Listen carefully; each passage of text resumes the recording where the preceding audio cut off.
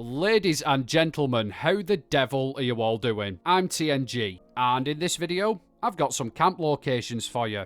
Now, we do actually have quite a bit of variety going down for you here. We've got a couple of water locations, we've got a mad little shack in the arse end of nowhere, and we've also got a rather intriguing cave, and no, it's not the secret one that everybody knows about. Although the secret one that everybody knows about is in this video. But yeah, I digress. Let's actually take a look at these locations. Alright then, so for our first spot, we are literally slap bang on top of the 3 ponds. Now yes, this is a marked location, but funnily enough, you can actually build here. Now I don't think any efforts say it, do I? But this location is absolutely beautiful. We got waterfalls, we got ponds, it's everything that a water lover could dream of. And you know what, to be fair, it's actually got a decent view as well, so yeah, there's something for everybody really.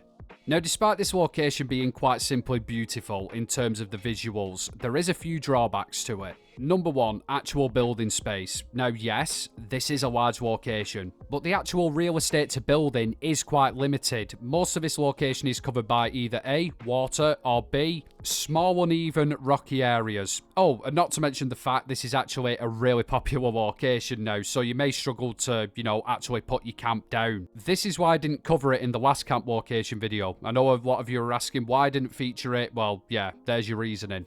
Still, despite its drawbacks, it is a pretty cool spot, and I think it's worth having a go here, even if it's just to, incorporate them waterfalls into a build. For our second location, we're just across from the old Chimora Mines, I don't know, however the bloody hell you pronounce that. English good, but yeah, pronunciations aside, right, this is the cave that I was telling you about. Not the secret one that everybody is aware of, it's this one, which is different. Anyway. What we have here, ladies and gents, is quite obviously a cave. Now, it is rather similar to the one that's up near Vault 51 in the normal region of the map. To be honest, I've not actually been there in a while, but it wouldn't surprise me if this was literally copy and pasted, because there is quite a lot of similarities. What makes this one different, though, is the fact it's a blank canvas, right? There is nothing inside of there. You don't have to work around anything, and you can pretty much build whatever you want here. There's also a lot of decent terrain on the outside of it as well. So yeah, you're not just limited to building inside of the cave or, up against it. Really cool spot this, guys. I literally can't fault it one bit. Like I say, it's a blank canvas. You don't have to work around anything. It's easily the largest buildable cave in the game, that I know of, at least. It's a really good spot. Oh, and in terms of enemies, I've only seen mole rats here. Although if you do go up the hill a little bit, there is a oogwa, giant monstrous turtle thing, so just watch yourself. Camp location number 3, we are right down at the bottom of the map. We're near that communist camp place. Camp Liberty? Yeah, I think that's what it's called. Ladies and gents, if you're into your tradey kind of builds, Blue Ridge Caravan kind of stuff, this one has some potential. Now, as you can see here, we've got some pretty cool pre-existing stuff. We've got a little miniature campsite, simply lovely. As far as tents go, it's, decent. We've got a nice stack of crates here that you could incorporate into a build. Like I say, this is going to lend itself more to a scrappy, tradery kind of camp than, something modern or anything along them lines. Yep, and to top it off, we've got this little cliff face at the back of us as well. Now, I don't know about you, but I reckon building a camp up against that would look pretty damn sweet. Overall, it's a pretty small location, not too much going on here, but like I say, I reckon you could incorporate the stuff that is here pretty nicely into a camp. Oh, and of course, not to mention, if you're antisocial like myself, nobody's gonna bother you down here. It's brilliant.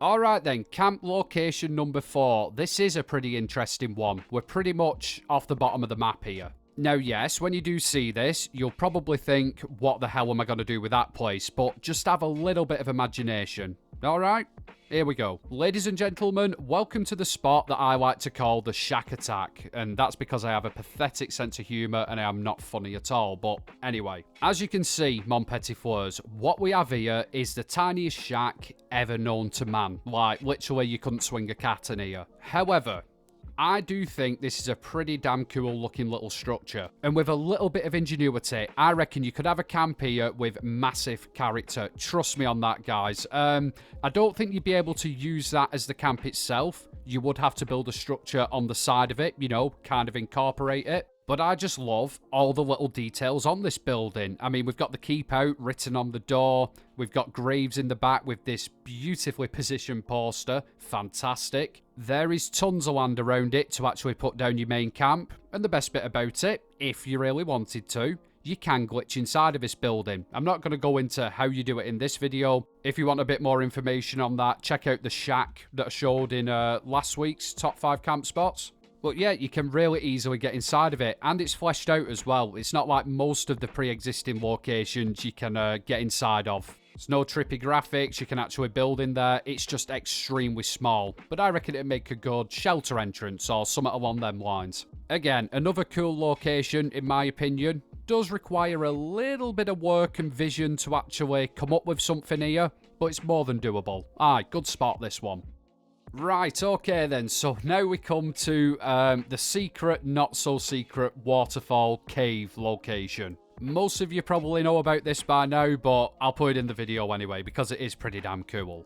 Now this spot is just up from the island near the communist camp. There seems to be a lot of damn good locations around here, not sure why. And yeah, it is quite literally what it says on the tin, guys. There is a secret cave in this waterfall. Before I show you in there though, let's just take a look at the scenery. Now you can put your camp module down on top of the cliffs, and there is a little bit of room to build up here. You've got an half decent view, there's a nice body of water near you, a waterfall. You've even got a diving board. Beautiful. You do have to be careful about the island though. Don't stray too near it because there is a Yaogwai that spawns on there. Obviously, you know, the communist camp, they like to have strange and dangerous ideas. I mean things. But I get it, guys. You're probably thinking, TNG, where the bloody hell is this cave? Well, it's quite simple. All you got to do is dive into the water here, swim underneath the waterfall, and there you go.